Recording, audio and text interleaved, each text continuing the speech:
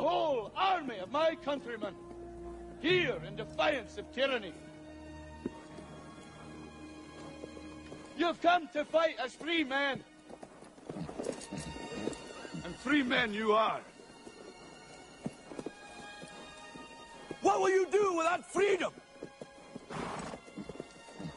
Will you fight? Fight against that? No! We will run! And we will live. Die. Fight and you may die. Run and you'll live. At least a while. And dying in your beds many years from now, would you be willing to trade all the days from this day to that for one chance, just one chance, to come back here and tell our enemies that they may take our lives, but they'll never take our freedom? You ready? Let's go. Yeah. For those of you that want to know what we're all about, it's like this, yo. And welcome to Anti-Tyranny News Radio here on UCY.TV. Thank you for joining me this Wednesday evening. Some articles to go over covering the feds and the Bundy ranchers out in Nevada trying to basically hold on to what they have.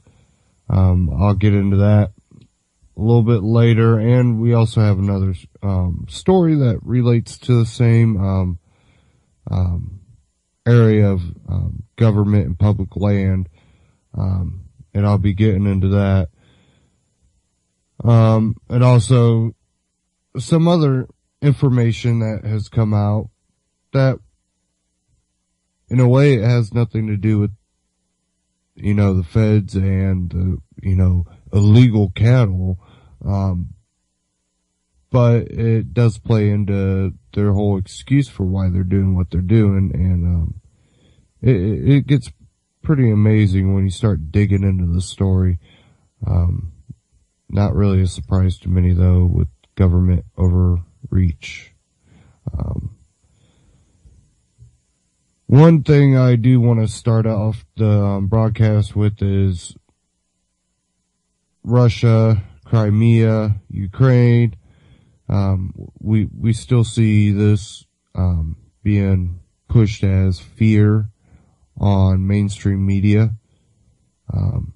Fear this, and I haven't heard a lot of counter arguments coming from the mainstream. But Adam Kokesh recently interviewed Wayne Madsen, and the discussion that ensued in this, it's really nothing that you would ever hear on mainstream media. And the reason that you won't ever hear it on mainstream media is mainstream media is working with the government because you have to have an enemy. They need you fighting and scared of other people other than them. Because as long as you're scared of everybody else, it really makes their power more legit in their eyes. But I wanted to go ahead and start the broadcast off today with this interview, and we'll get into this after.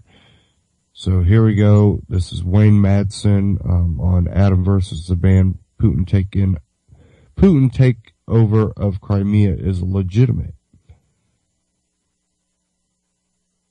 Investigative journalist, author, and columnist specializing in intelligence and international affairs. He's the author of WayneMadsenReports.com. He's been traveling the world, investigating and reporting on stories that are usually not covered by the mainstream media. And really excited to have you on today, Mr. Madsen. Thank you so much for joining us. Given that introduction, what do you think right now is the most underreported or misunderstood international story in the American mainstream media? Oh, by far, it's got to be what has happened in Ukraine. We, of course, we're shown these pictures, these videos of the Maidan Square demonstrations, and they painted a picture that the Ukrainian President Viktor Yanukovych was some sort of brutal dictator. His only crime was that he decided to scrap a very dodgy agreement with the European Union and chose to seek help for Ukraine, which was basically bankrupt, from Russia, with which, of course, it's had a long relationship, association. Ukrainians and Russians, regardless of what we hear in the mainstream media, have a very close historical past. But we had this group of neo-fascists and World Bank types overthrow Yanukovych in what amounted to be a coup. Russia wanting to protect its own minority in Crimea, which was handed to Ukraine as a gift by Nikita Khrushchev in '54. Russia wanted to reset that clock, and they did. Basically took Crimea without anyone getting killed. It was pretty much a bloodless takeover because it was popular. But that's not the way it was reported by the media in the United States. Time and time again, we've seen the media reporting U.S. government propaganda and not what is really going on the ground in these countries. Well, when you say he didn't commit a crime, other than rejecting this deal, I think it's a very interesting way of saying that, because obviously that was not a crime in and of itself by any stretch to not accept a deal on behalf of your country. But he, like I would say any politician in charge of any modern nation state, is a criminal because they're getting their income from stealing from the people. And a lot of the accusations against him were about cronyism and corruption and massive amounts of money, at least by Ukrainian standards, being moved into him and his family. Is there any credibility to that? Well, we were treated to these photographs and pictures of his the home where he lived with all this what was said to be the wealth that he had amassed. I think the only thing he was guilty of was having some very bad taste and some very kimchi type artifacts. I mean, statues that were basically made out of plastic. He's guilty of bad taste, but whether to paint him as some sort of like Mobutu in Africa, who looted the country and had all the this opulence. Well, I don't think there was a whole lot of money invested in what he had in that home. He did have a couple of cars, but you're right. I mean, with any of these leaders, of course, you've got the trappings of office, and I would say Yanukovych, though, of all of them, probably had the cheapest taste. Certainly nothing like Francois Hollande of France, who spent, I believe, several millions of dollars wining and dining the visiting Chinese president. They had so much food there, and and I guess even the foie gras made some people in his own government who don't like the way they make that with what they do to the geese, made them very uncomfortable. But certainly Yanukovych, he was more like an old Soviet era guy that enriched himself, because his tastes were, I would say, sort of pedestrian. Okay, so I want to try to sum this up and see if this is accurate, if you could tell me that it is or not, or just expound on what you think the real narrative is here. But it seems like the false narrative that we've been getting from the American mainstream media is something along the lines of there was an upset public because of corruption. They started to revolt. They basically overthrew the government through semi-political means, and then the Crimean region was taken over by the Russians because it has some ethnic, cultural, political, historical attachment, but it was a violent forced takeover and annexation of that. And now, we've got good guys that represent the people coming in the capital. And now the bad guy is Putin, coming in and taking Crimea away from Ukraine, when the real narrative behind this is more like there was some instability. There was a dictator who lost his grip a little bit and became a pawn between the European Union and the United States versus Russia. Is that a fair characterization? Yeah, and also throw in the activities of George Soros, who was in there pumping money into these various non-governmental NGO organizations. Also, people like Victoria Nuland, who's we heard one of the conversation she had with the U.S. ambassador to Ukraine. She's a rather potty mouth for a U.S. diplomat. She dropped the F-bomb a couple of times. She was supporting this World Bank Prime Minister Yatsenyuk. She calls him Yats. And then we only found out through the Russian media that Yats has some association with the Church of Scientology. So, I mean, yeah, Yanukovych was sort of a Soviet era type leader, but he also wanted to maintain Ukraine's independence between the European Union, which wants to gobble up all these countries all the way eventually to the Urals, and maintaining Ukrainian sovereignty. I mean, Ukraine, many people in Ukraine go visit Greece, and they know what was going on down there, what happened to that country. And they didn't want to turn into another Greece, but they will turn into another Greece, because it was just reported today that Yatsenyuk gave all these priceless icons and artifacts to the United States government as collateral for that $1 billion loan guarantee Obama arranged for them. So we've actually seen museums in Kiev looted as a result of this new government. Now, who was best for Ukraine? Yanukovych, who would have never let that happen. And this guy Yatsenyuk, who, some people claim he's a Scientologist, who's allowed his nation's art museums and other museums to be looted by the United States. All right, well, let's get to Crimea specifically and hone in on this, because this is how Putin has been raised as the big bad guy, and I don't have any doubts that Putin is a power player, that he's working to consolidate and grow his own power and the power of the Russian government, and he's going to do, whatever he can get away with to do that, just like, most people in government, period. And, I think it's exciting to see a kind of global shakeup in our psychological sense of sovereignty and nation states and what they are. And I'm kind of excited that, hey, there's a little shakeup, and guess what? People in one region, in one country can say, hey, guess what? We don't want to be part of this country anymore. We want to be part of a different country. And that happens. Now, I don't think it's legitimate in the sense that all governments are illegitimate, but if anything, that seems like a positive thing, that more people are having their will in terms of how they are governed respected. How legitimate is that takeover in that sense, if you accept the fact that governments themselves having control over various regions at all is appropriate? Well, I think it was very legitimate, but Crimea was known as an autonomous republic or region in Ukraine anyway, because of its Russian majority.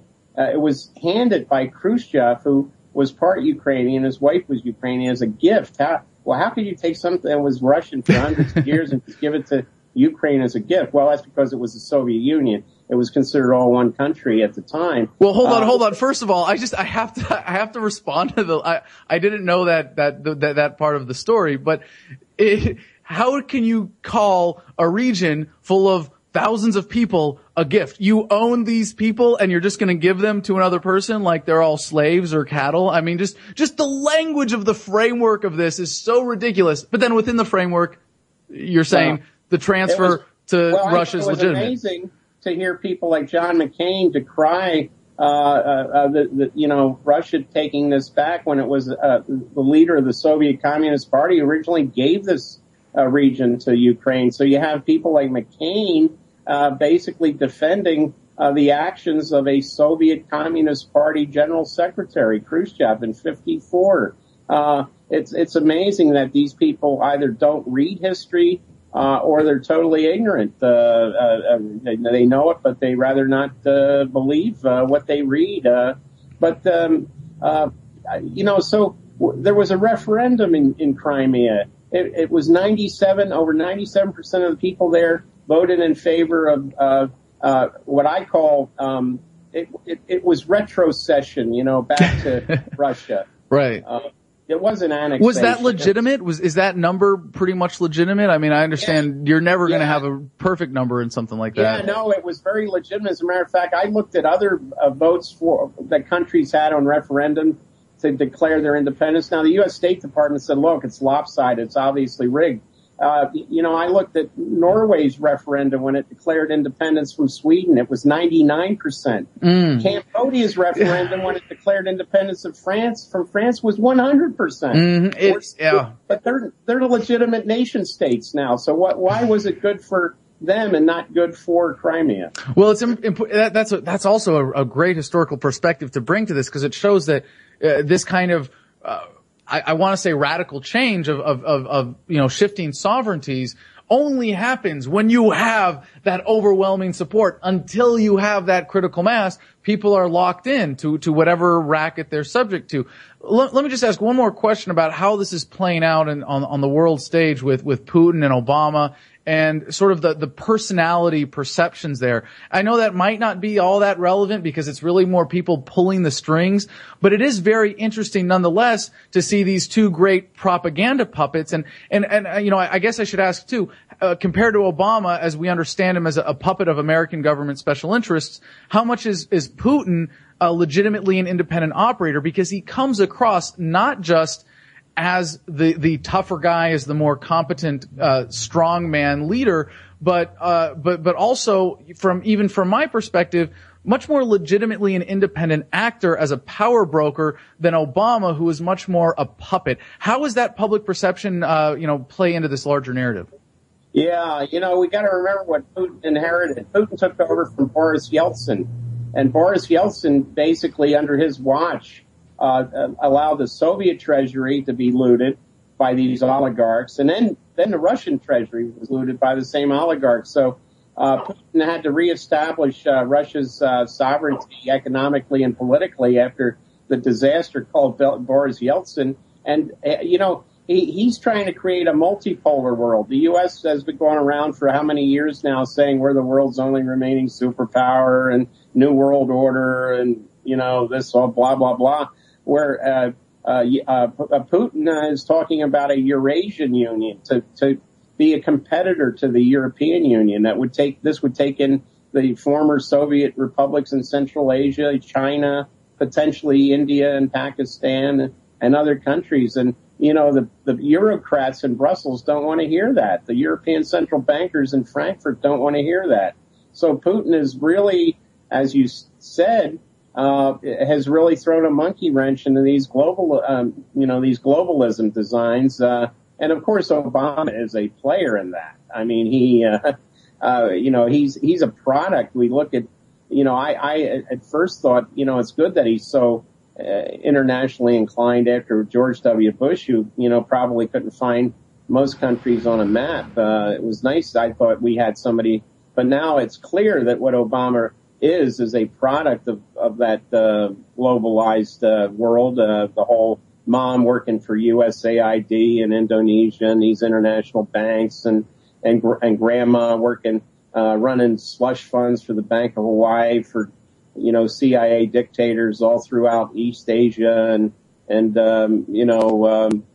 his other alleged father, Barack Sr., being a international financier and economist from Harvard. He's a product of that. So, he's sort of the antithesis of Putin. Putin got his start, of course, as a KGB officer, was a colonel in the KGB, and Obama, although I think he had some significant ties, he certainly never got his hands dirty. I don't think, we know he never shed any blood in the military. The only thing he probably did was he has a couple of paper cuts from the time he worked for Business International Corporation in New York, which was a CIA front company after all. It's amazing how really just a little bit of historical knowledge and perspective, although I know it comes from your vast body of work and everything, can really help to illuminate this particular situation. Before I let you go, I just want to ask you one sort of personal question here. You were a consultant in the 80s for the NSA, and I understand that back then it was a totally different animal. And I know that you've come a long way in your own, if I may try to flatter you with this, in the moral consistency of what you do with yourself these days since then. But how did that influence you or affect your current understanding of the world and of what you're doing today? And how did that lead you to where you are now as a journalist? Well, I was actually in the Navy back in the 80s. I was a lieutenant. I was at Naval Security Group activity, and I was reassigned to NSA in early 1980. Well, the end of 84. It took a while for me to get my clearance all transferred from the Navy up to NSA. So I actually worked inside NSA as a military officer. And then when I left the Navy, I actually became a contractor for RCA, which was one of the big contractors for NSA, and still did that work for a few more years after that. And but it was a different NSA. I have to remember, I think back, and we did have the governing regulations that said you don't listen in on any American U.S. persons. There are procedures that if it happens accidentally, there were procedures that had to be taken, and everyone abided by that. I don't remember anyone, military or civilian, saying we need to have more surveillance power. Now, there were obviously plans to always at NSA to modernize, but even those plans took into consideration the Fourth Amendment of the Constitution, something that one of the recent NSA directors, General Michael Hayden, said, he didn't think there was any probable cause in the Fourth Amendment for unreasonable, the unreasonable search and seizure, unless there was probable cause. Of course, it says probable cause. So we had directors of NSA. Even when I was there, it was General William Odom, and none of these directors before him or after him would negotiate what the rules were, and that's all changed after 9/11 with General Hayden, and then with Alexander, and I don't know, this new Navy guy, Rogers, is probably going to be more of the same. NSA's become a huge threat, in my opinion, and because there are people, old-timers. I met some of the old-timers just the other day, had dinner with them. We were talking about the good old days when NSA abided by the law, and those days are long gone, of course. And from that seemingly innocent demon seed, we have seen grown what we have today. Wayne, thank you so much for joining us today. Really appreciate it. Good to be with you, Adam. Ladies and gentlemen, Wayne Madsen, WayneMadsenReports.com. Check it out. Okay, and when he makes the point, Adam made the point, that, the whole concept of being able, Russia being able to gift, Crimea to Ukraine and, treating the people like cattle, that's what we see, around the world right now. Basically, governments look at the people as cattle that they can just trade, negotiate, and manipulate and control. And when you realize that's how government sees you, then you really start looking at a lot of the issues in a whole different light.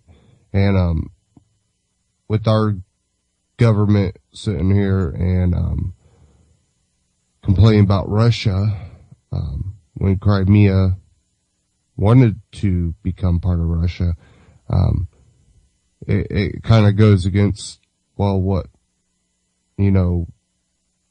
we see as that free choice for those people to make, that, they want to be a part of Russia.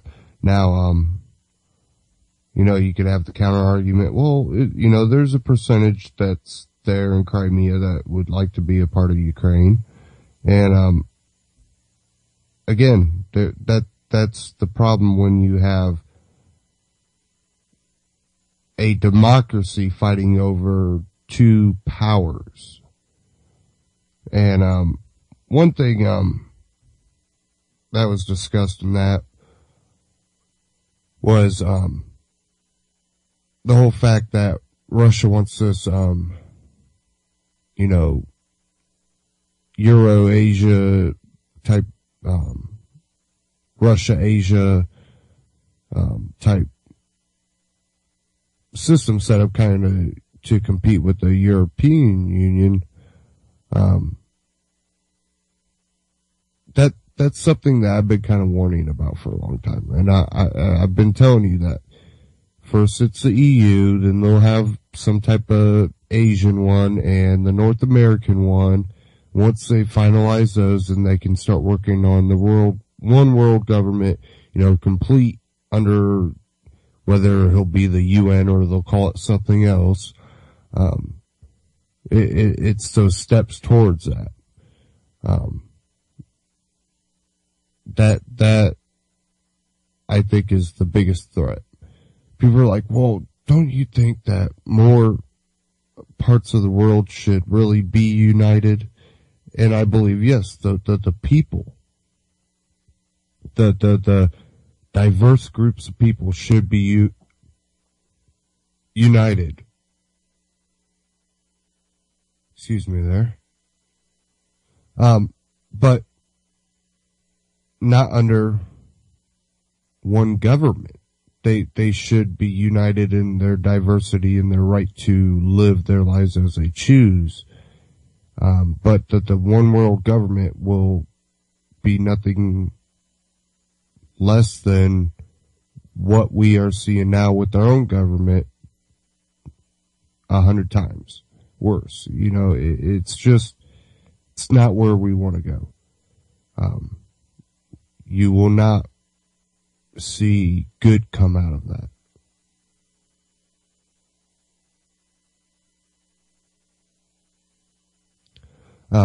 I truly think the only way you're going to see any type of world order that is successful is when the world can allow the individual to be them and their sovereign self,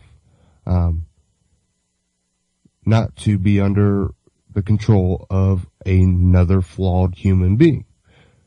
Because that's really what you say when you say that, well, government's legit. Government's legit because we need flawed people to control flawed people. And by giving them that, you inflate those people's ego. A lot of these politicians, they really believe that they do no wrong. Even when they make mistakes, those are mistakes for the good. That is how egotistical they are.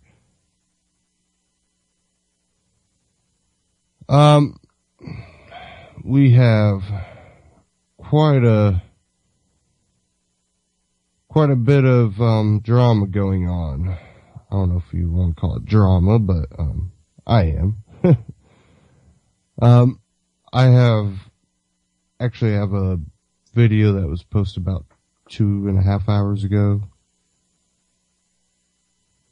And this is breaking Feds prep for Waco style raid on Bundy Ranch.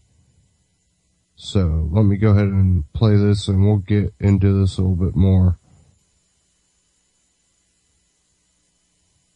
Actually, there's 2 clips I'm going to play and just play them back to back. So here I'll play the first one, the breaking Feds prep for Waco style raid on Bundy Ranch.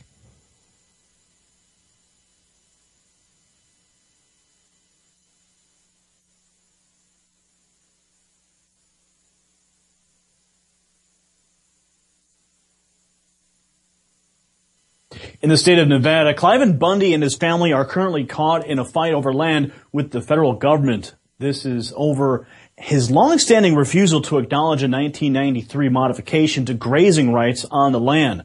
Bundy claims the land has been in his family since the 1800s, and on Saturday, hundreds of federal officials, helicopters, low-flying aircraft, and hired cowboys began rounding up Bundy's cattle in northeastern Clark County, Nevada. Bundy stated to the media, "I have raised cattle on that land, which is public land for the people of Clark County all my life. Why I raise cattle there and why I can raise cattle there is because I have preemptive rights. Who's the trespasser here? Who is the trespasser on this land? Is the United States trespassing on Clark County, Nevada land? Or is Cliven Bundy who is trespassing on Clark County, Nevada land? Who is the trespasser?" Well, more than 100 supporters violated a crudely taped-off First Amendment area to rally in support of the Bundy family. They erected 2 flagpoles with the words, "We the people," above a flag which read, "Liberty, freedom, for God we stand." The First Amendment area stood empty with one sign nearby declaring, "First Amendment is not an area."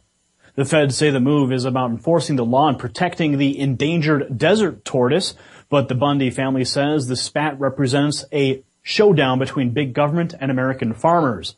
The feds claim that the removal of the cattle from the land will cost taxpayers roughly $3 million. Pete Santilli is on the scene. He's a former U.S. Marine and radio host who hopes for revolutionary change to come in America. He's coming to us live from the Bundy Ranch in Nevada via Skype. Pete, welcome to the program. Hey, thanks for having me, Gary. How are you? Very good. Pete, this event is already being compared to the next Ruby Ridge or Waco siege. Are you seeing parallels? You know, it certainly has the potential for that, but let me share with you what I've discovered upon arriving here on the ground. Now, I was told that there's 600,000 acres in question here, where the BLM, the Bureau of Land Management, has essentially declared, I'm going to state it exactly the way I feel it. Okay, this is much bigger than just the Bundy family having their cattle literally stolen by the federal government. This is an undeclared, and I have pictorials as well to show this. It's an undeclared state of martial law here for a community of a couple thousand people. What they've actually done, let me give you an example of what I mean. They have placards placed all throughout along the roadsides. So in some cases, every 50 feet or so. If you stop your vehicle and you get out and you place your foot in dirt, we had one incident a couple of days ago where one of the Bundy family members was actually gang tackled by 20 people and taken to prison. The threat of federal prison. Should you violate this undeclared state of emergency here, of martial law, you go to federal prison. That is the threat. Essentially what they're attempting to do is to cordon off this land to literally using hired cowboy ranchers who are highly paid, come in here with brand new trucks and trailers to corral up the cattle, and they're taking them out to auction immediately. As of right now, this morning, these auctions are being held. They're taking the cattle owned by the Bundy family and they're auctioning them off right now. So that, in addition to a couple of other things that we can discuss as we move along, but well, Pete, this is clearly a property rights issue gone awry. And yesterday, the Bundys released a video of the feds backing off after a confrontation on their land. What is the environment like right now on the Bundy farm? The environment is as follows, and this is probably the main reason why I want to speak to as many people as possible. This is the worst case scenario, and this was stated, I stated this directly to the top law enforcement officials here on the ground. The worst thing that could happen is for the BLM to outnumber the protesters. They have hundreds of people with guns, ARs. They look like corporate mercenaries with BLM stickers on their badges. That is, the worst thing that could happen is that the American public allows these goons to outnumber the civilian population, and the BLM will have free reign and win. Now, are there going to be protesters coming out here? We're hearing that we're expecting in the thousands. We've got militia members coming out here peacefully to take a stand, of course, but we need numbers out here. The BLM knows that if they're outnumbered and they're outgunned, essentially, not one shot should ever have to be fired. But you know what? They're going to stand down. They want peace. They want safety for everyone. The Bundys want their cattle back. And we want the BLM to get out of the state of Nevada. and not assert their federal authority here where they have none. Now, what is the story behind the Bundy, or was it a Bundy family member who was filming, and they had snipers trained on him, or the person who was filming? I have seen the sniper perches. That there is very sophisticated technology being employed, motion detectors all across the fruited plain here. It's actually a desert area. There are motion detectors in the nighttime. There's infrared detectors, and there are snipers perched all around, including there was an Apache helicopter on the other side of the freeway. I think within the past 24 hours. Very militarized zone. And Gary, I'm not over-sensationalizing this. This is literally an undeclared state of martial law. I mean, they have placards that say you will go to federal prison if you step foot on dirt, if you step off of the state roads. Now, Pete, this is all over a desert tortoise. Could you expound upon this, please? You know, and I'm hearing now. I have not personally seen the complaints that were filed. In fact, I'm kind of concerned as to whether or not, as the BLM puts it, that constitutionally they have an obligation under court orders. Two of them were two separate judges ruled that the BLM was to come in here to secure the land, to take the cattle off of land managed by the BLM.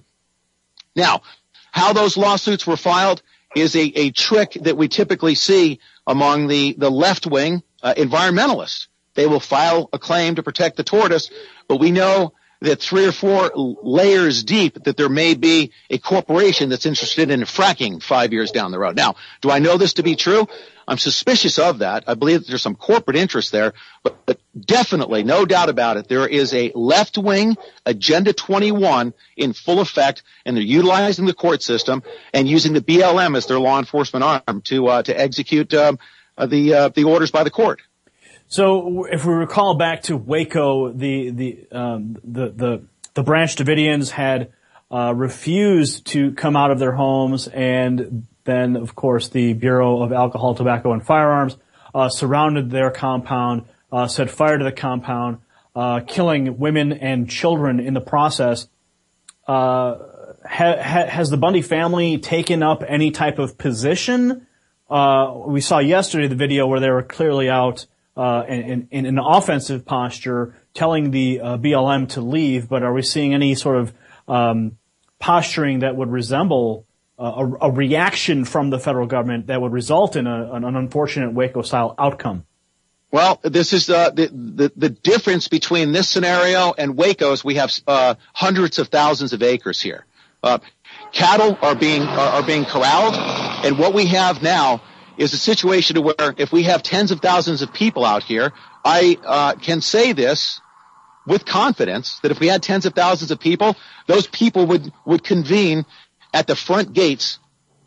Okay, I'll be right with you. Thanks. All right. These folks will actually go to the front gates where they have these cattle being herded up, and they will demand that the BLM stands down. These are fully armed. I mean, they are armed to the hilt. They've got ARs. They've got sidearms. They are well armed. A lot of law enforcement out here. I fully expect that the standoff will occur when thousands of people go to repossess the rightfully owned property, the cattle of the Bundy family. So who is the trespasser here? Obviously, the Bundys believe it's the federal government, and the federal government believe it's the Bundys. Who has the right to the land?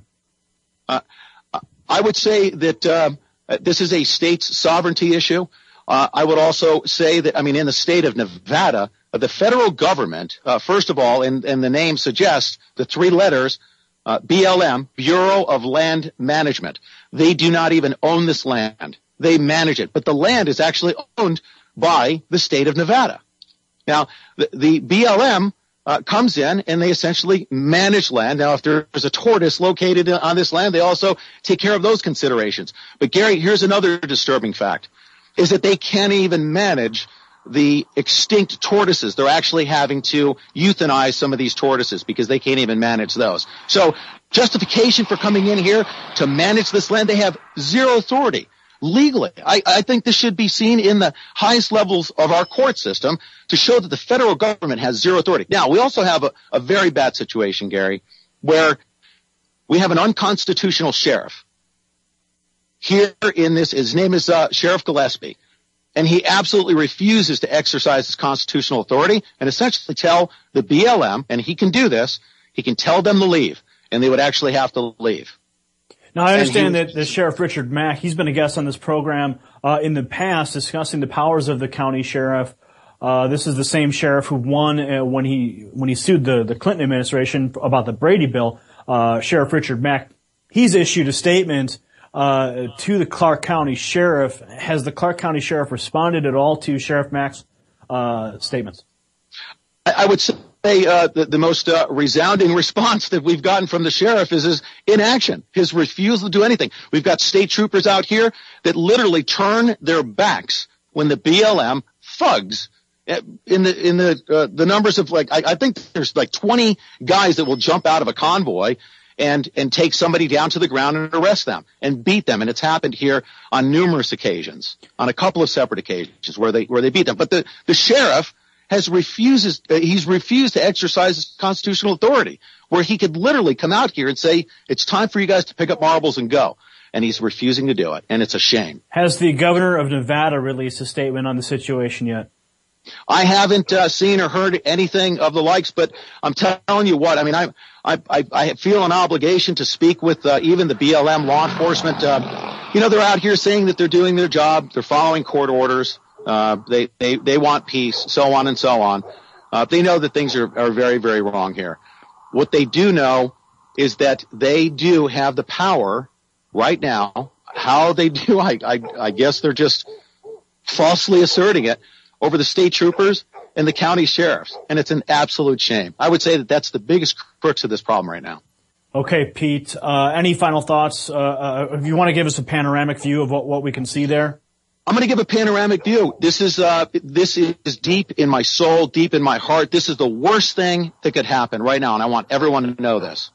The worst case scenario right now is if the American people, all they need to do is peacefully show up out here, and we need strength in numbers.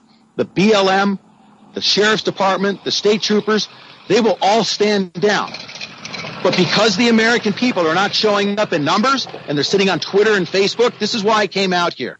I wanted to get out here to meet with these people. We need strength in numbers, and that's how we're going to have success here in taking back our Constitution. But if the American people stay home, guess what?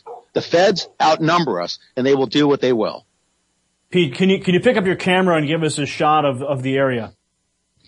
I can. Here we go. Look at this. Here.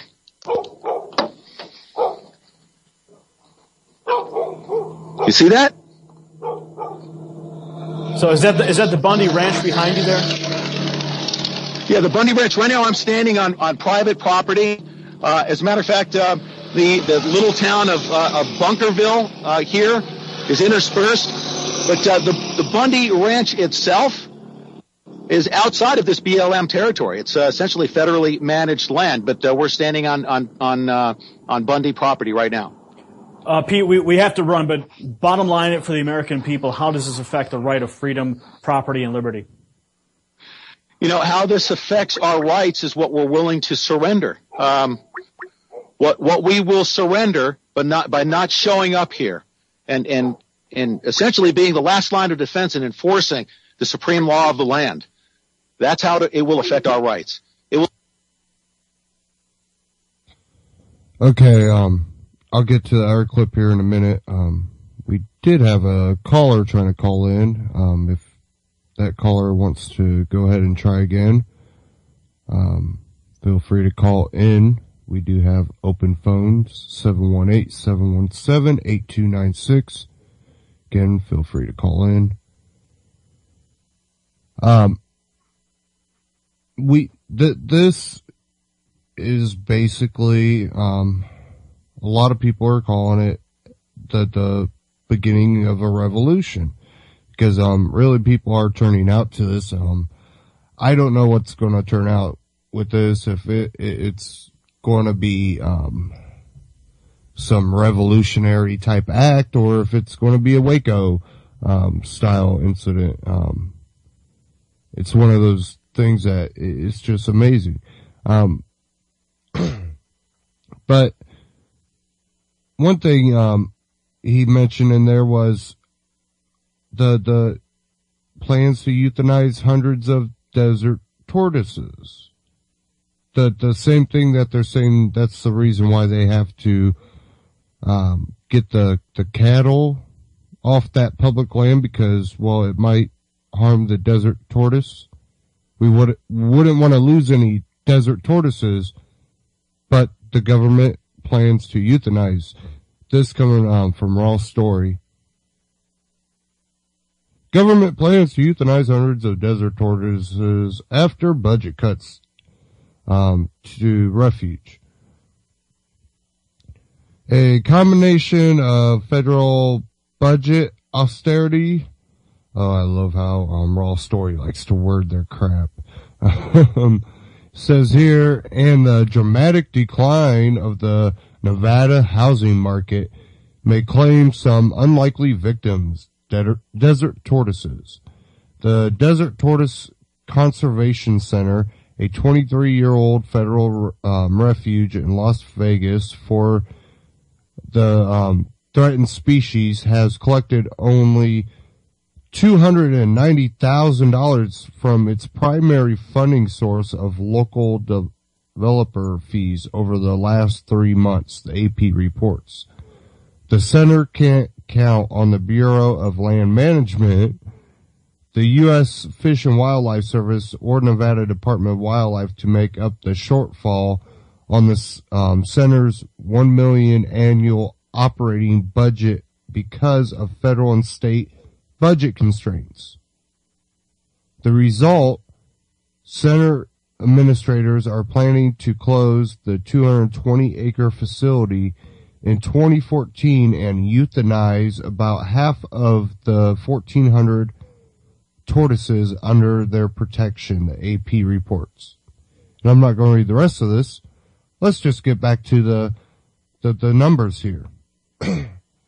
Okay, it says here, it has only collected $290,000 from its primary funding source of local developer fees over the last 11 months.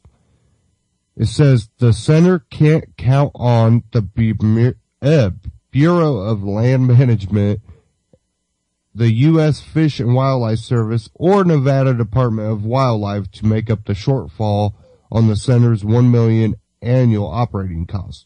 So $1 million for annual operating costs, minus the $290,000.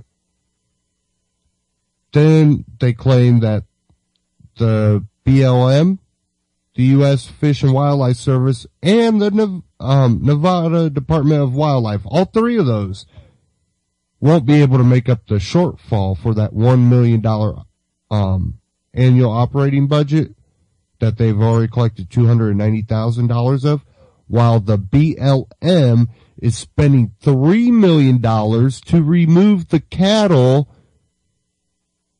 the Bundy's cattle, from public land. And it's because of the desert tortoise? Are we not seeing a lot of BS here?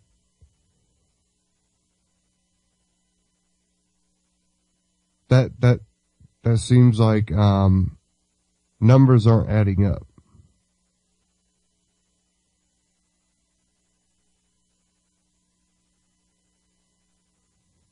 I have one more here I'm going to play from Next News Network on this situation, and then I'm going to get to another story that is very, very similar. And this needs to be a wake-up call for Americans out there when it comes to Agenda 21 and where this is really going. But let me play this one from Next News Network. This is Gerald Celente. Bundy range war a fascist dream. All right, Gerald Celente joins us now to weigh in on the unfolding federal standoff with the Bundy family ranchers. Gerald, what do you make of this situation there? People are already calling it a potential Waco or Ruby Ridge scenario. The feds have come in. They've confiscated the ranchers' cattle based on this desert tortoise. Well, it's more of the same. I mean, we've seen this over and over again. It's fascism. And fascism has come to America. You heard it with 4 words, too big to fail. The merger of state and corporate powers. That's fascism. And that's the way they behave. It's screw the little people. You beat down anybody you can. All these guys get real tough. Hey, look what happened with the Boston Marathon. Oh, what a surprise. Why, blow me away. The feds are acting like feds again. You remember when they were going house to house, warrantless, searching people's houses, women coming up with their hands up? Oh, I'm shocked that this is going on. Hey, how about that little young girl down in Austin, Texas, with the cops tackling her and, roughing her up for jaywalking? Don't you get it? This is just another episode in the USSA, America. Have you seen one slime ball's head roll on Wall Street after stealing hundreds of billions of dollars? Don't raise those cattle on protected land. We're gonna get tough. We're them guys, man. Yeah, you put on all that body armament on us, and we get really tough when we outnumber you 30-1. It's no different anywhere. It's in any kind of society that's breaking up. This is what they do. You keep seeing it over and over. The woman who wouldn't, they slashed her tires a couple of days ago for not obeying the border patrol. You go to the airport, they stick their fingers on your genitals. Get it in your head. This is what they do when it breaks down to this level, and that's the level where you're at until the people start saying we've had enough. Well, Gerald, what do you make of the fact that they're using this desert tortoise as the means to justify the confiscation of this family's ranching cattle? The details are insignificant. They don't make any, it doesn't care. It's just a detail. Hey, how about this for a detail that doesn't matter? Saddam Hussein has weapons of mass destruction and ties to Al-Qaeda. They just make up stories to do what they want. So whether it's the killing this guy, if he end up, God forbid they do, for raising cattle, or slaughtering 1 million Iraqis for fake reasons, when the psychopaths are in charge, the reasoning makes no difference. It's what they do. It's what sick people do. And again, they only become tough when they outnumber you, 100-1. Helicopters overhead, guys and all that. What are they going to do? Were they going to napalm the guy next? He was going to be a threat to the neighbors and maybe kill more tortoises.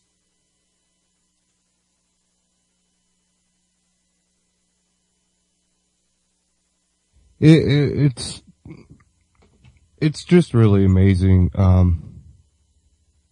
what we're seeing right now. It really is. I have one here. This one is out of benswan.com. Agenda 21 strikes again. County uses eminent domain to preserve open space. The views from the deck of Andy and Seal Berry's small century-old cabin were breathtaking. Unfortunately, their dream became a nightmare when they found out that their local county was trying to take their property using eminent domain. Open space is all it's ever been, said Andy Berry to the Associated Press. I feel like I can't trust my government. The property in question is a 10-acre parcel surrounding the cabin in the midst of the White River National Forest. Now the county government, alarmed that the couple drives their ATV up a 1.2 mile old mining road to the cabin, wants to take the Berries' land, and it's doing so by claiming eminent domain. Rather than using the practice of government seizure of private property to promote economic development, the county is using it to preserve open space.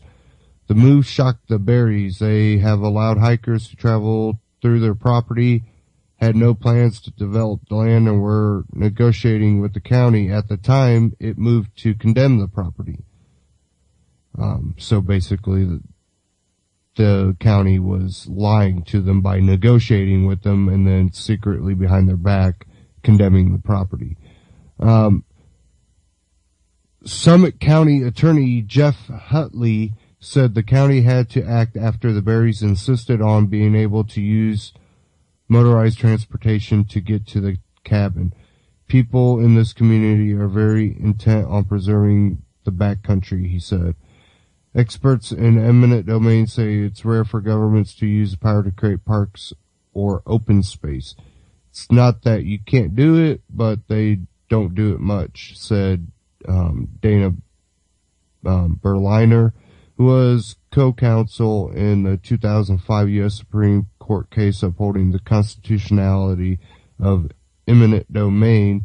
There's typically other ways of doing open space than just taking land.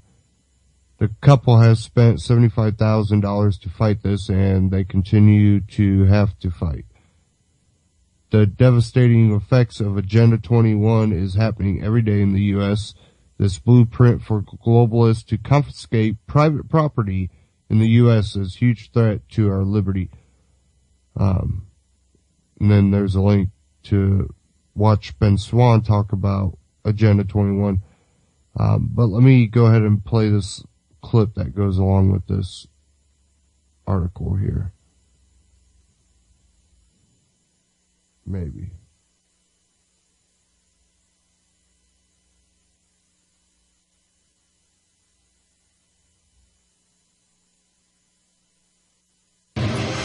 Well, a Colorado couple is fighting the government to save their land. Andy and Seal Berry say their acreage is almost heaven on earth, but they're now fighting an eminent domain push from the county, which wants to take the land to preserve it. The Berries say they have no plans to develop it, but government officials say using an old mining road to get to the property could impact local wildlife. Alicia Acuna is live in Denver with more on this. Alicia? Hi, Jenny. Yes, eminent domain cases are more common with highways and railroads, but this is about a county taking private property to preserve land. Andy and Seal Berry bought it 2 years ago, and it is surrounded by the White River National Forest, basically an island of private property. And the Forest Service didn't like the couple using their snow vehicle to get to the day-use cabin built in the late 1800s. So the Berries asked Summit County to declare the path they took a county road. Instead, the county condemned their cabin and claimed eminent domain, saying it needed the land to protect open space. Andy says several things were cited by the county, like the electricity and plumbing, except being that it's a day-use cabin, no one lives there, it has no electricity or running water. The Berries say they feel like the county made up its mind on what it was going to do.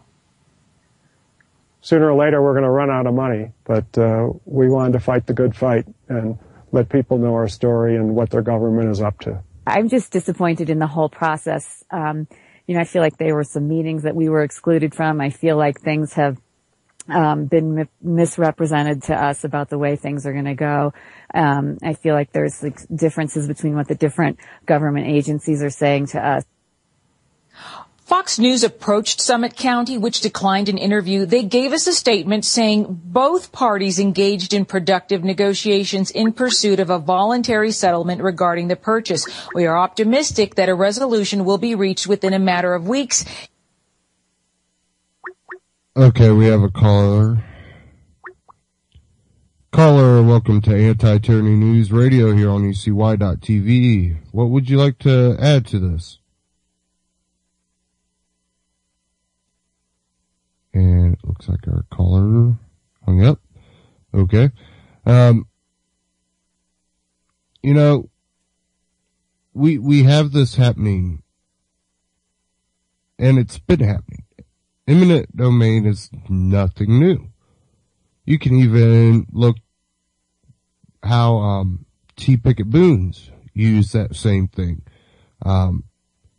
which, you know, the local government was able to come in, take land from people that sat on an aquifer, and then in return gave it to T. Pickett Boons, which now has, you know, the local government has to buy that water.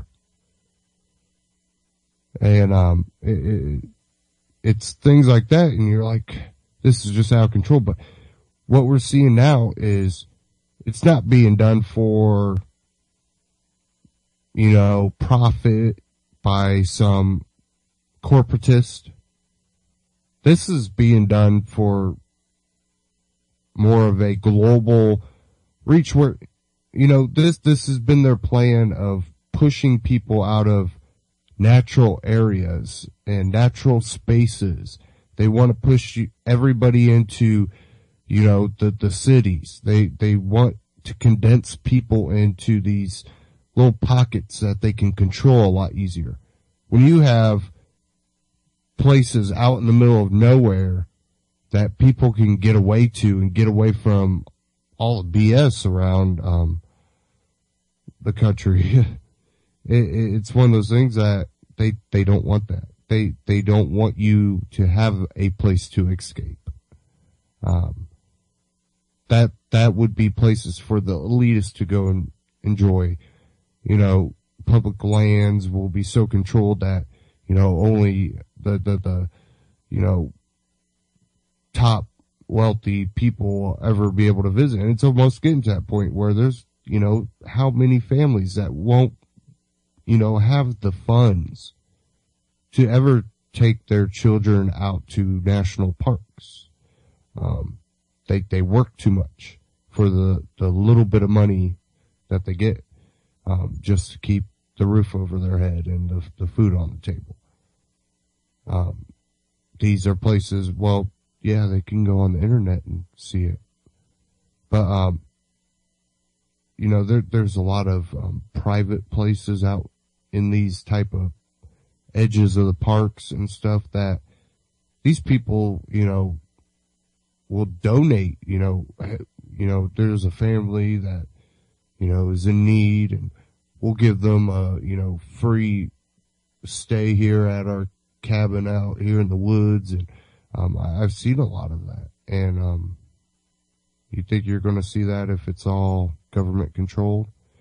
And, you already see our national parks being World Heritage sites through the United Nations. So you have our national parks basically kind of falling under United Nations control. So our feds are going in and trying to grab state property and control the state properties. And, well, if they're willing to give up national parks, if they have control over your state public property, that will become World Heritage too eventually. Desert tortoise will be a World Heritage, you know, sanctuary or something. While the BLM spends $3 million trying to get all these cattle that belong to the Bundy Ranch, and they can't afford to pay the $1 million minus about $300,000 to keep the sanctuary, Desert Tortoise Sanctuary, open. And by the way, there's some videos of that the Bundys put out of them using helicopters to round up these cattle. And, you know, they're demonstrating that, look, they're running the cattle. They are scaring the cattle. They got these cattle running scared. Oh yeah, if there's any desert tortoises in their way, like they're going to survive. Before maybe the cow would have, walked around the desert tortoise. Not when the helicopter's chasing him. And anybody knows that when you're out in that hot desert, cattle, and you start running cattle in a hot desert, they don't tend to last too long. Definitely when you run them for a long period of time, which they were doing. So they were being inhumane to the cattle too. So, basically everything they're doing is wrong to a point.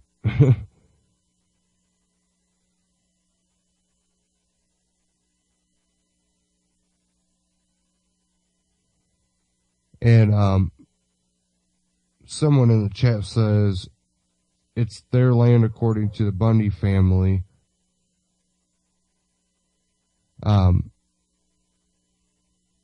The thing with that too is, what they're saying is they have a right to that public land because before any of these laws were ever issued, that was land that they had been using in their family for grazing. And they basically predate any of the laws, therefore they have rights to that public land to graze on it. And, basically, the federal government has tried to legislate the Bundys out off that property. And if you understood the amount of cattle that they produce, and a lot of the cattle ranchers out there, because it's wide expanses of land, which now they do try to, anytime land comes up, they do try to turn it into public land out that way. I've seen a lot of stories about that. It's one of those things, 10 acres, and the amount of cattle that they raise, that they've been raising since the 1800s, you couldn't do on that 10 acres. And it was probably a thing that they could have tried to lay claim on that land at one time, but they chose not to. It was public land. Other people could use that land. They just needed it for grazing. That was the only use that they needed it for. Other people could, use it too. Public land. But that's not going to be the case for them if the feds, get their way. And the thing is, this is not federal public property. It's managed by the BLM, but it's Nevada's public land. It's not a national park. That's where a lot of people say, well, no matter what, if there is an issue, it's Nevada that has to take it up. It's not the feds. And Nevada has basically stood aside while the feds have basically ran amok to the local government there. The local government should be ashamed of themselves. You are letting people overstep their boundaries and push you around. You're letting thugs come down and push you around and make you look like fools. Makes the sheriff look like fools because it makes him look like a wuss. He won't even stand up. And people in that area should really look for a new sheriff immediately. And that's one of the most powerful tools you could have. In that situation, that is definitely one of the most powerful tools you can have, is a sheriff that's willing to stand up to the feds when they overstep their boundaries. It's just too bad we don't see more of it. And, even some that I've seen where they'll stand up to a point, but then they'll back down when stuff really starts getting heated. And it's like, no, don't. That's what they want you to do. It's when you don't stand down, when you hold your ground, and they'll back down. It's because no one's willing to hold their ground. But looks like out at the Bundys, they are holding their ground, and we'll have to see what comes of this. We can only hope nothing Waco style. That would definitely be extremely, extremely heartbreaking for our nation. If we allow that to happen again. And that would be my fear, is that if it happened, would the American public be outraged? How much of the American public would be outraged? You know, in the long run, where does it go? And that's one thing we need to look at, not just how this ends up, but how it ends up and where it can go from there. Because in any way you can really screw yourself. If the Bundys win, but then, you know, the state steps in because, well, Bundy said it's state-owned property, so it's the people's property. That's what we really should be focusing on. And here's some more kind of stupid crap that comes from the government. You know, you gotta take the guns away because, you know, that's what's causing these mass shootings. And, well, we have heard, well, I think most of you have heard, that there was a mass stabbing at a Pennsylvania high school, leaving 20 injured. So, I'm going to play a clip here from Ben Swan and read this article, or I'll just play a clip and talk about it after.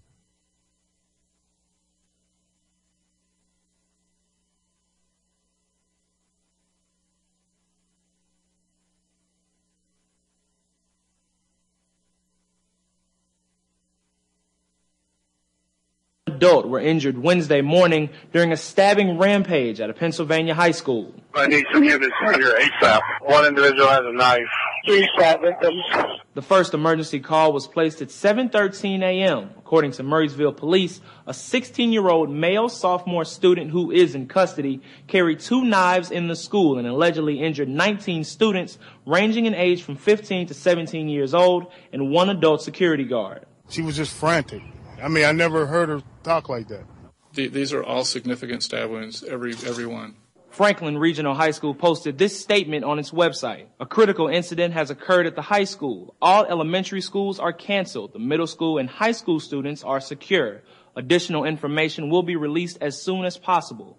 Please keep our campus clear of traffic. The Murraysville police reportedly moved the high school students to the local elementary school after the stabbing and tweeted this for the parents of those students.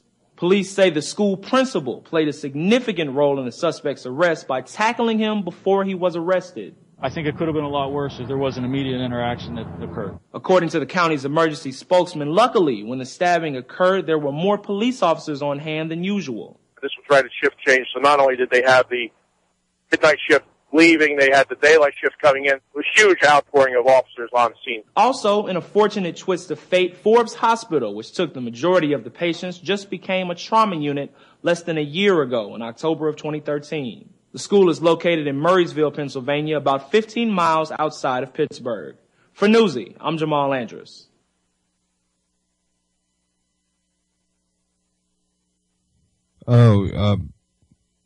Well, if you ask Al Sharpton, the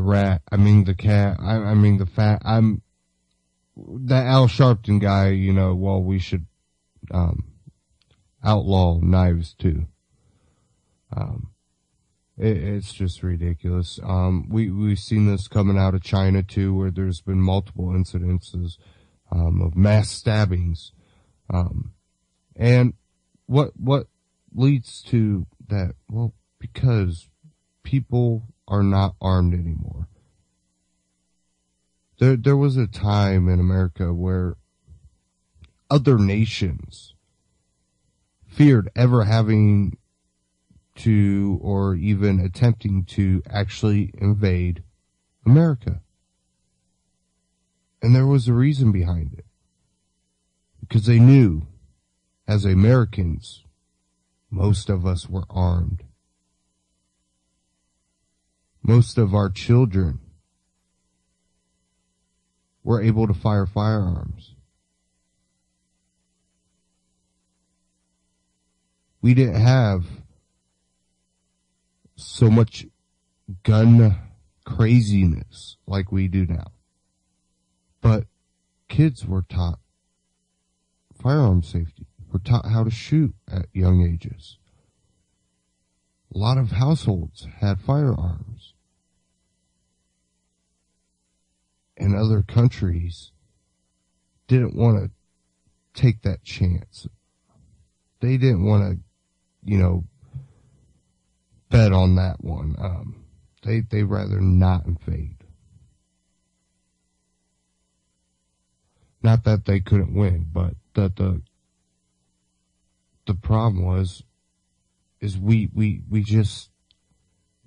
had the firepower, and we had the balls. We had the determination to protect ourselves.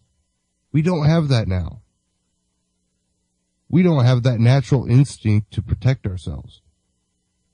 Gun-free zones everywhere. Everywhere. And where does most of the violence occur? It occurs in those gun-free zones.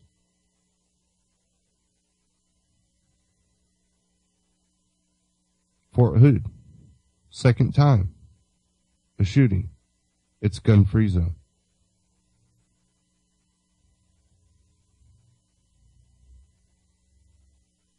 Schools.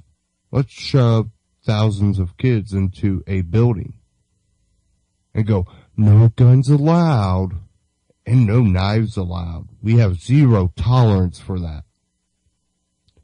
So all the people that are like, well, I'm not a bad person. I don't need a gun. I don't need a knife. I'm a good person. I'm going to follow the rules. They go in there completely unarmed. And someone that might be mentally unstable or just out for revenge or out for what they think is justice or whatever crazy reason they have for doing what they do. They don't obey those laws. So now you have a whole bunch of unarmed people that are just vulnerable. They're victims before they ever are attacked because they don't have the ability to protect themselves. And you still hear stories every once in a while. Young kids protects family with gun. But those don't get blasted over mainstream news.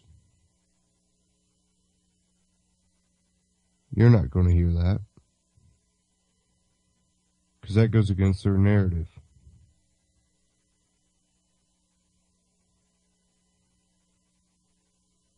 They would ban spitballs if it killed one person. And it was up to them.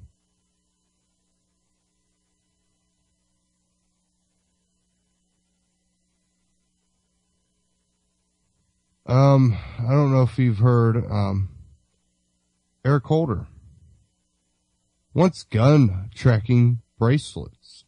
Oh yeah. Gun tracking bracelets. Oh my. I'm gonna play this real short clip. It's only about a minute. So here we go.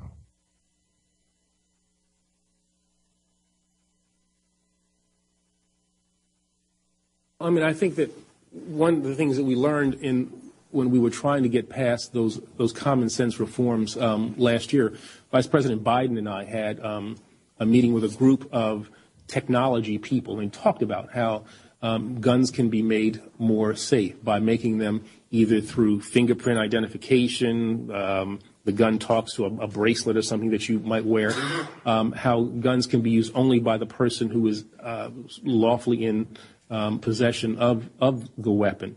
So it's those kinds of things that I think we want to try to explore so that we can make sure that people have the ability to enjoy their Second Amendment rights while at the same time decreasing the misuse of weapons that lead to the kinds of things that we see on a daily basis, where people, kids especially, are struck down by sure. No one wants that to occur. Hold on, wait, Eric Holder. What about when a parent wants to teach their child how to shoot a gun? Oh, because, that fingerprint or whatever. Oh, yeah. Bullshit. This is just another power grab. They haven't been able to just outlaw guns all out. They will take every single opportunity and step that you allow them to abridge your right to self-defense by any means necessary. Because your criminals, the people that actually intend to harm and rob people, do not care what kind of laws. Do not care. Well, the law says you're not allowed to have that type of a gun. They don't care.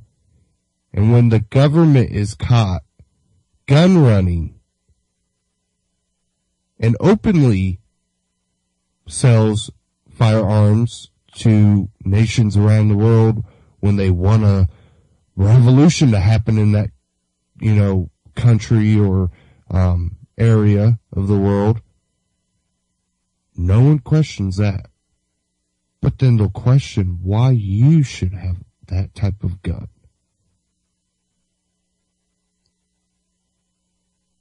They are making you a victim by attacking your rights, and especially your right to self-defense. Why do they want you to be a victim? Because if you're the victim, they can be the savior. That's really what they believe. That's the thinking of these types of people. Because, they believe they know best. And people like Eric Holder, honestly, I don't think he thinks he knows best. I think he is someone that he's kind of like the kid that got bullied in high school and gets some powerful position and lashes out on everybody he thinks is the type of person that picked on him in school, instead of being actually someone that rises above that. I really want to find this clip because it was, let me see if I can find it.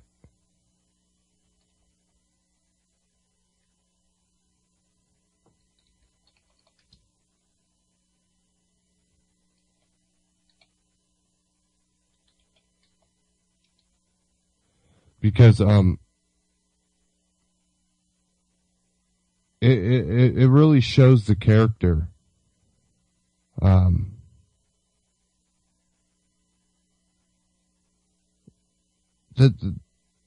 this whole interaction shows the character of Eric Holder.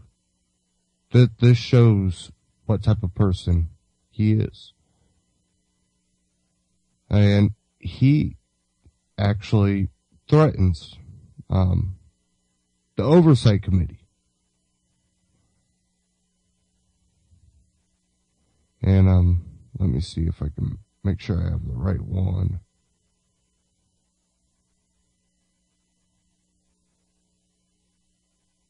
Because I'm not sure how long. Okay, here we go. I just want to make sure I had the right one.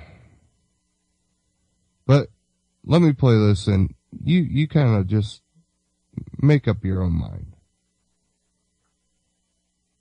Might have a commercial before it. Let me.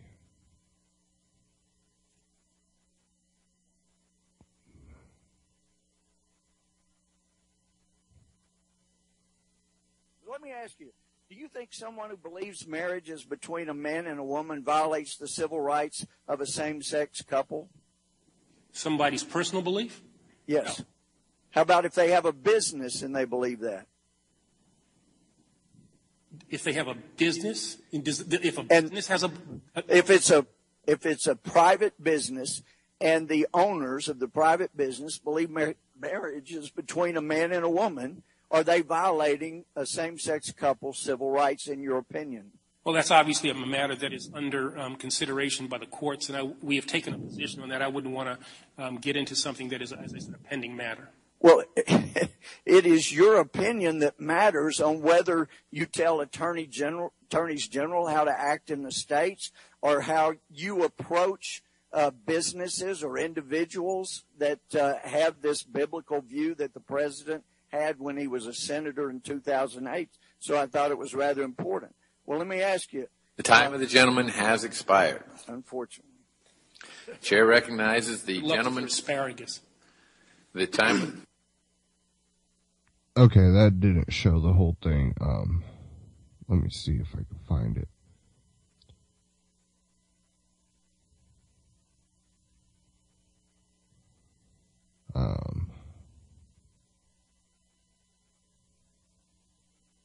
Let me find it here. Okay, here we go.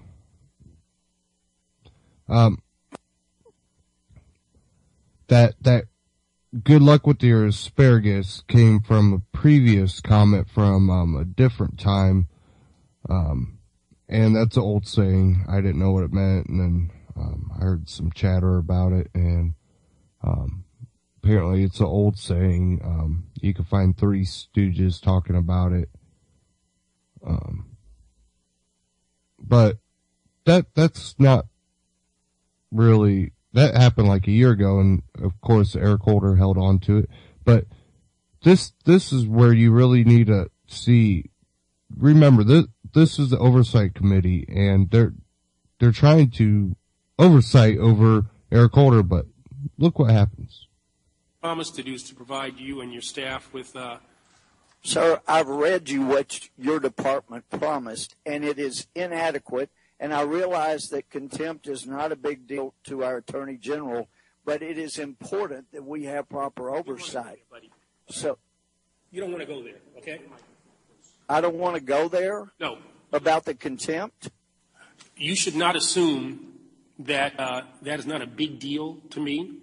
I think that it was inappropriate. I think it was unjust. But never think that was not a big deal to me. Don't ever think that. Well, I'm just looking for evidence, and normally we're known by our fruits, and there have been no indications that it was a big deal because your department has still not been forthcoming in producing the documents that were the subject of the contempt. And you know, he brings up Fast and Furious later on in that, and Eric Holder, you know, the Congress should be going, oh no, you are not going to talk to us like that. Instead, you know, we have Eric Holder sitting there, and when he says it, he goes, you don't want to go there. And he leans back in his chair, puffs out his chest like he's like some kingpin or something. Sits back, oh, you don't want to go there. Yeah, this guy should be completely thrown out. He should never, ever be able to hold any government position. Because this guy is not answering to anyone. Obama is not answering to the people. Eric Holder is not answering to the people. This government is illegitimate, as any government truly is. But even if you look at it at a constitutional manner, this government is illegitimate.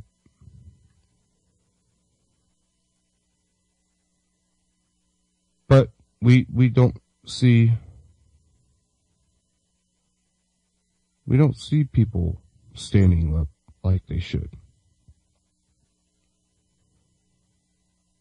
And you know, this whole Bundy Ranch thing, that could be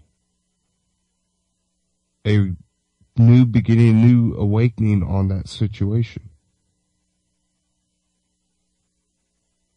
But again, that's something that we'll have to wait and see. There was one out of We Are Change, Americans rally in defense of Second Amendment, which I hope to see much, much more of this. And this is Connecticut's Capitol building. And this was April 5th, looks like. Here we go. The Lord must go! The Lord must go! The Lord must go! The Lord must go! The Lord must go! And there is thousands and thousands of people here. It looks like anti-United Nations flags. Don't tread on me. You don't have the First Amendment without the Second Amendment. And the Second Amendment is it's another one. If they take this right away, what's next? Are they going to take away the freedom of speech next? Because what's going to stop them from taking any rights away if they take this right away? The Second Amendment's important because it spells out what the government cannot do. It leaves us citizens free, and it prohibits the government. The Second Amendment is important to me and my family because it allows us to protect ourselves from our government. I have noticed actually that in places where the gun laws are the strictest is where you have the most crime. As proven by Chicago. All the other freedoms we have depend on the ability for us to defend ourselves. If we take that away, we're open to any kind of law that they want to pass, take away every freedom we have. The Constitution is very clear.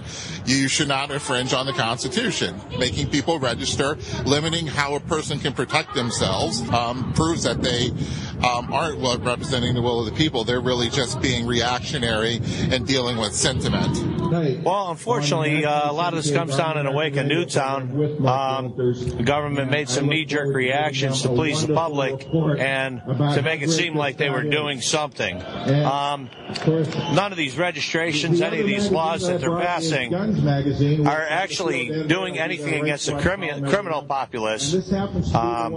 Illegal guns, where they're getting them, how they're using them. The only people who are being affected are law-abiding Americans. Gun-free zone is a killing zone for defenseless children, women, and other people. Gun-free zones. Let's take a school, for example. Newtown's the hottest topic. The police showed up after it was all done. If somebody was there to defend it, if somebody was there who had a gun to counter a gun, which is the only way to actually defeat somebody, a criminal with a gun, how honored I was to meet him, and I said, it wouldn't have gone. There wouldn't be 26 dead people. I've asked two people for their autograph. It would have been stopped a lot sooner than that. I've been living in Connecticut my entire life, and now we are the most restrictive state, I think, when it comes to assault rifles. And I think it's just ridiculous that it's all about political popularity and nothing to do with safety. We have to show that we are aware of what our constitutional rights are.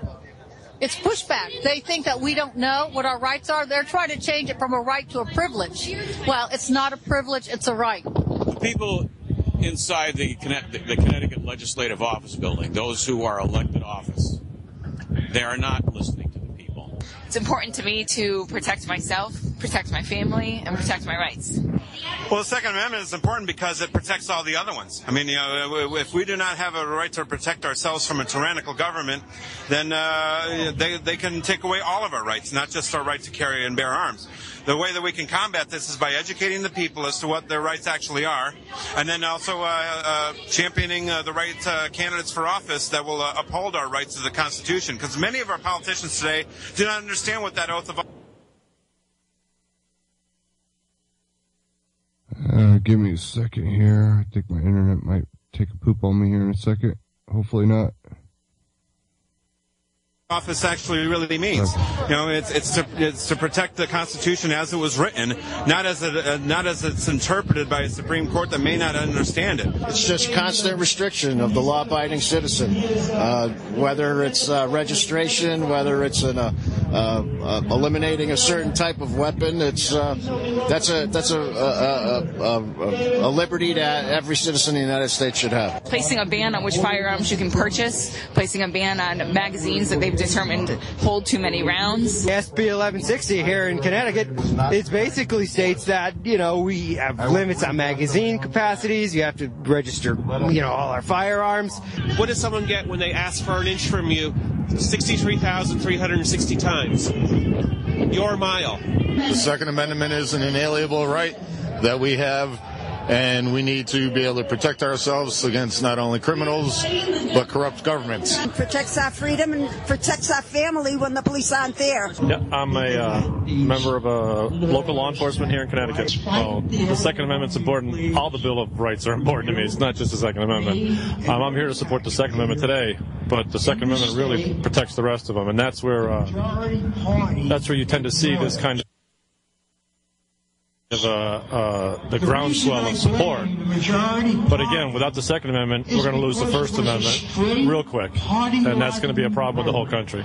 The confiscation issue is going to be a very, very difficult one here in Connecticut. I've heard lots of people talk about it. I'm going to be hard-pressed to predict what's going to happen on that one. I really don't know. Do you think that just law enforcement in general will disobey tyrannical orders, or do you think they will follow through? Again, that's a good question. You're asking me to predict the future. It's hard to speculate.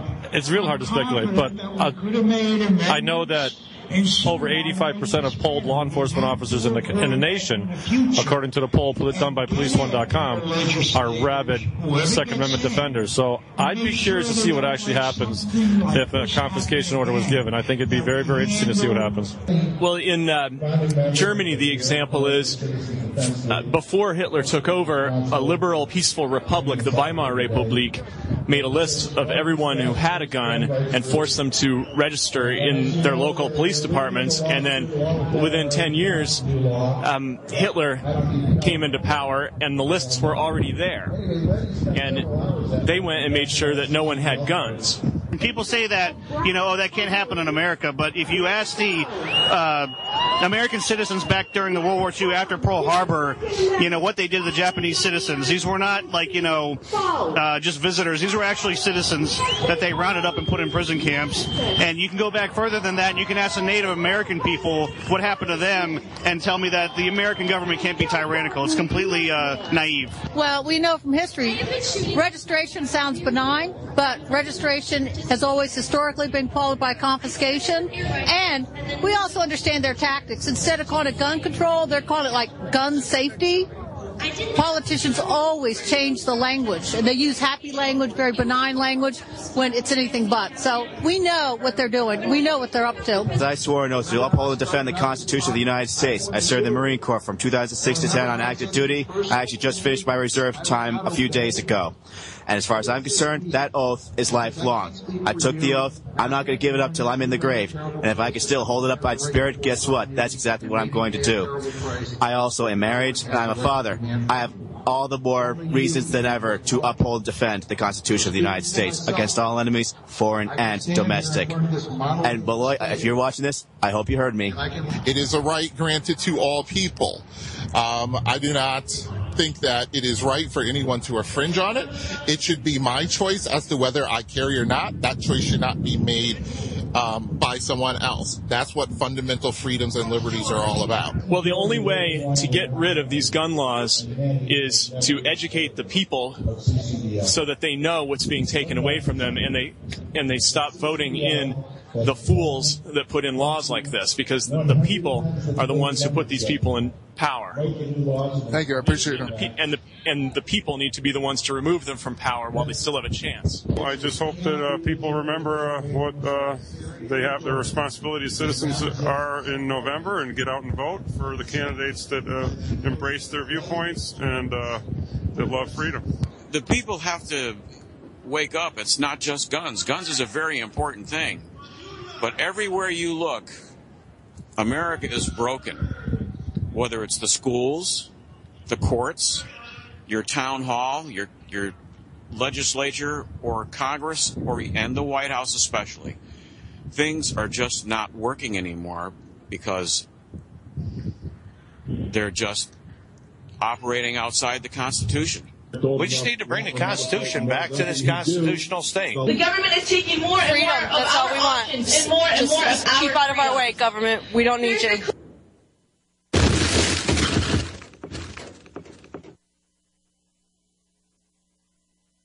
Get out of the way, government. We just don't need you. Pretty great words right there at the end.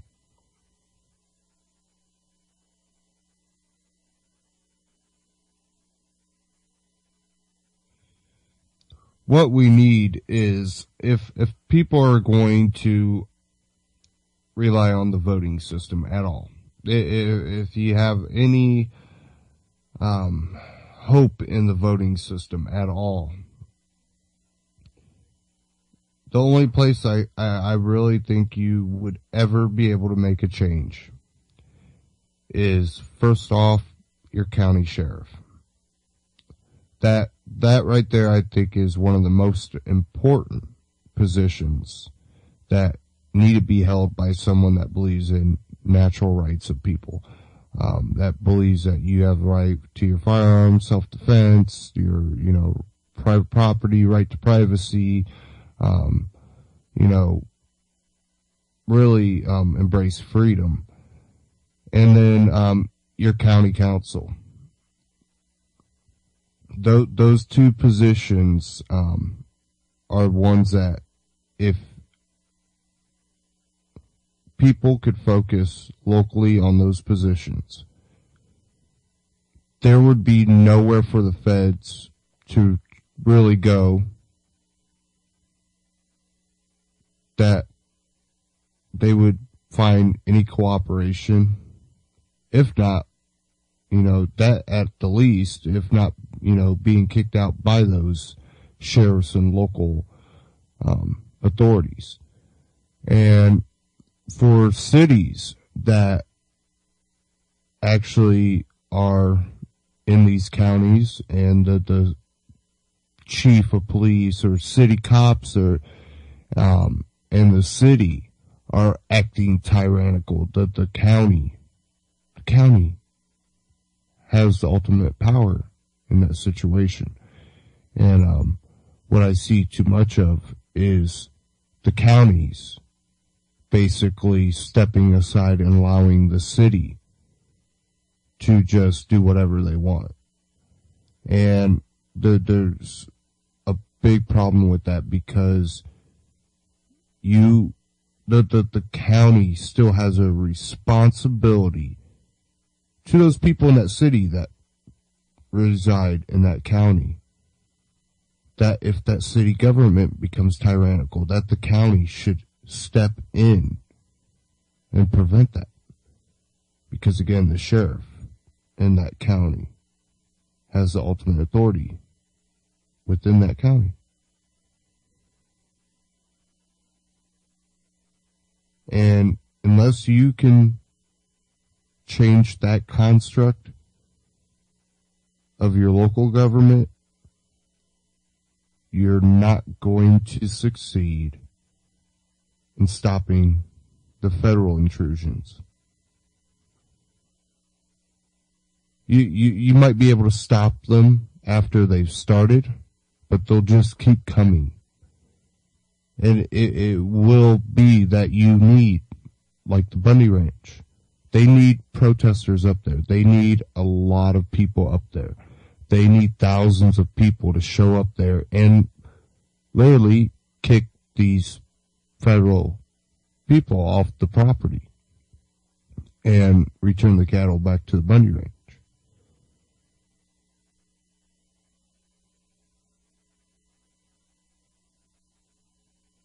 And people are like, well, turn into Waco. Well, if it stays smaller numbers and there's not enough coverage out there, which I'm glad Next News Network is basically covering that and getting remotes from the ranch, and hopefully that prevents that Waco.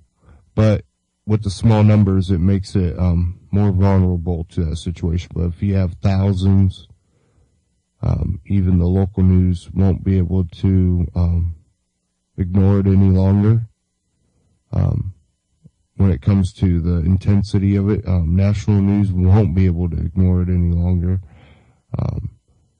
It will become a tipping point if you get enough people out there. I really think, at least in that locality, it will become a tipping point. That locality can become unfriendly for feds to try to come in and dictate. But right now, because the local government is sitting on their bums and not doing their duty to the people of that county and that locality, you have the federal government basically stepping on the toes of their superiors, because the federal government is not their superiors. When you're on that property, that is property of that state, not the federal government. It's not a national park.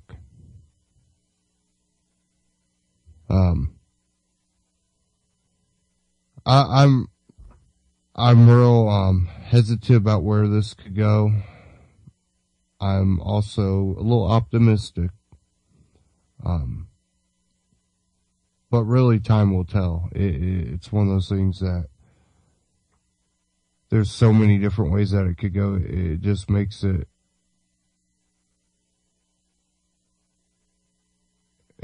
just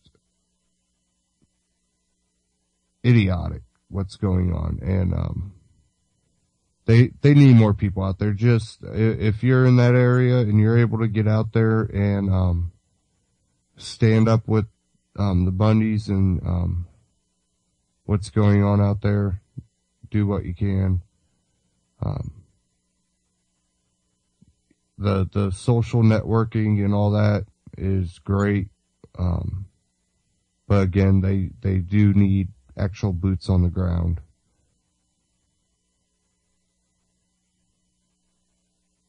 Okay, we have about 14 minutes. Okay.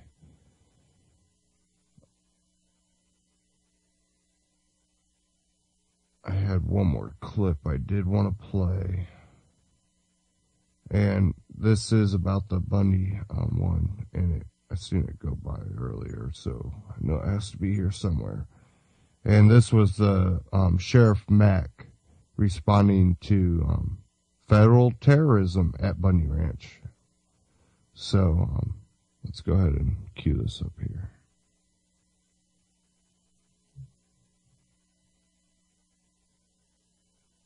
Sheriff Richard Mack joins me now from Gilbert, Arizona. Sheriff, I'm getting some reports now that the governor has made a statement regarding the Bundy Ranch. He's issued a statement condemning the federal action on the ranch. And I understand you have also issued a statement to the county sheriff. Could you embellish on that, please? Yeah, it's just really something that the governor makes a statement instead of taking some action. You know, anybody can assail what's going on. Anybody can criticize, but it's time for doing. And Governor Sandoval needs to get people there and put an end to this and try to work out a peaceful solution so nobody gets hurt, and emotions are running very high. And it's more than lamentable regarding my statement about Sheriff Gillespie of Clark County, which is, of course, the Las Vegas area. And it's really too bad that this particular jurisdiction and the northern part of Clark County, almost on the Utah border, is still part of Clark County, because Sheriff Gillespie is absolutely not doing his job. He has promised the people of Clark County that he would protect them from all enemies, both foreign and domestic, and then when somebody needs his help, when they're being attacked by the government, he says, well, you're going to have to call BLM. Well, BLM is the perpetrator. So, you know, that's like saying, hey, citizen that's being attacked by the street gangs, well, call the street gangs and tell them to stop it. You know, that's really how asinine this is, and the response of Sheriff Gillespie is very disturbing, and it just shows a great deal of now, Sheriff Gillespie, he could put an end to this right away and tell the feds to turn around. Yeah, he could go out there and just say, look, feds, I'm not going to allow this. And just as Sheriff DeMayo has done in Nye County, Nevada, told them to take a hike, and they threatened him with a SWAT team, and he says, I got one too. So, you know, it really takes somebody who knows and understands their office, their job, and their oath of office. And Sheriff Gillespie just has no clue as to what he's doing. And to turn this back over to the government and, you know, basically tell the Bundys, well, I hope you get a good lawyer. You know, the sheriffs can stop this sort of abuse immediately, and it's really regrettable that he's allowed this to escalate to this point. He's not doing his job, and we're reaching out to him to, please, sir, examine what you have sworn to do and what you are doing or not doing, and get after it and protect these people from what's going on.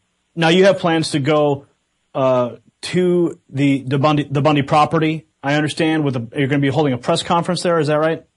Yes, we're asking our keeper sheriffs and our CSPOA officials that have been very involved with us, and they are now going to meet in Vegas for a press conference. And so, anyway, we're getting it together, and that's going to be Monday. And for the people watching this right now, what is your call to action?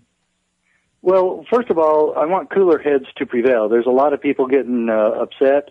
The Bundys are calling for help, but I want to make sure that everybody understands that this has to remain peaceful, and that we're there to help the Bundys. We're not there to promote violence of any kind, and so we just want people to make sure that there's nothing crazy going on here, and that we keep our wits about us. Okay, that was Richard Mack from Next News Network, and I'm joined by Vincent Easley. Hey, how are you doing? Hey, Josh, good to talk to you, man. Great show. Yeah, I'm here in Vegas, and I'm hoping to be able to make contact. I have my cousin's a cop here in Vegas, and his son here. Well, anyways, he's supposed to be trying to get some contact information for me. And there's a man running against Gillespie. Gillespie's not liked at all by any of the officers here on the force.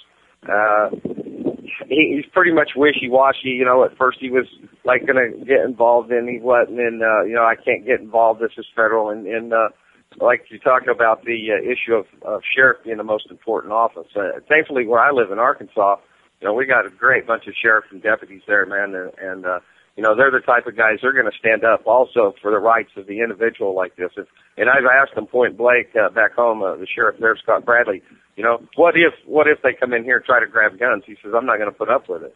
So I think it's very important that we do have level heads out there. The law enforcement's a brotherhood. So if we can get some oath keepers up there to, get a face-to-face, and handshake with some of their brothers in the badge up there and say, look, we need to talk about this. What's right, Federal government has obviously been overstepping its bounds for a great long time, and hopefully there's not going to be any bloodshed here. JJ said they're looking at gonna Randy Weaver them and stuff, but man, hopefully this isn't going to lead to bloodshed. We really need to address everything in a peaceful manner because violence only feeds the perpetuity. I can't say it, perpetuity of their scheme of things.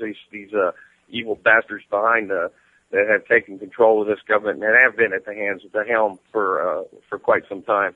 And that's exactly what they would want to see is a whole bunch of people getting angry and doing something that's not peaceful. That way they could say, look, see, this is exactly why we do this stuff. These people are bad, they are violent people. But if we remain peaceful, but we show up in force in a peaceful way and just don't back down, that anything they do, then they would have to go, well, how's this going to look in the public eye? And luckily, you have alternative news really covering this and not allowing it to fade into the darkness, because if they would, it would definitely become another Waco style incident. And hopefully you can get that contact information and be able to cover that, more closely. I'd definitely be interested in hearing, updates on what's going on with that. But I do urge people, the sheriff is really, truly your most powerful force in your county against the feds. And I think a lot of people underestimate the sheriff. Absolutely. Maybe, heck, if you're listening, be sure to post anything going on here in Vegas. If there's any more, news coverage or any meetings or something like that, I'm going to be on the watch and see if I can't get out there and at least cover it and film it and put it up on YouTube. That would be pretty good, I think. So hopefully Hecky's watching or listening. So I'll be on the watch. And anybody on Twitter, hashtag Bundy Ranch, hashtag Bundy Ranch Invasion, and hashtag Bundy Cattle Theft. Those are good hashtags to keep updated on a lot of the stuff going on there. I think they're talking about even slaughtering some of the cattle instead of auctioning them off or something. I don't know. There's a lot of crazy talk going on. But I think that if people stay on this and people really show out in force, and people like Sheriff Mack and other oath keepers really show up in force, that the feds will have no choice but to back down. I don't know what you think. Let's hope. Let's hope. It's shaping up to be, an event, really. It's big news because it's really drawing a line in the sand, and one that needs to be drawn. And we need people from law enforcement and from the military. We don't need to isolate them or compartmentalize them separately from this movement that we are involved in, because it does affect each and every one of us, our children, and our children's children to come. It's time to put a stop to this madness and these evil people that have taken control of our government. And it's obvious. It's quite obvious to so many that it's an agenda that is for the betterment of this corporatocracy and not the people. So yeah, that would be my word on it. And I really think that this line in the sand should have been drawn a long time ago. But I've been asking in multiple broadcasts, when are we going to draw this line? And hopefully this is it. Hopefully we're done just putting up with the BS. Hopefully we can actually take a stand for once and stand up for our rights and stand up for our neighbors' rights and everybody around us. Thanks for calling in, Vince. And thank you all for tuning into the broadcast tonight here on UCY.TV. Stay tuned. You have Try This at Home with Dana Martin and Boiler Room Radio with Jim Funky coming up after this. Take care. Love and peace. Thanks, Josh. Thank you.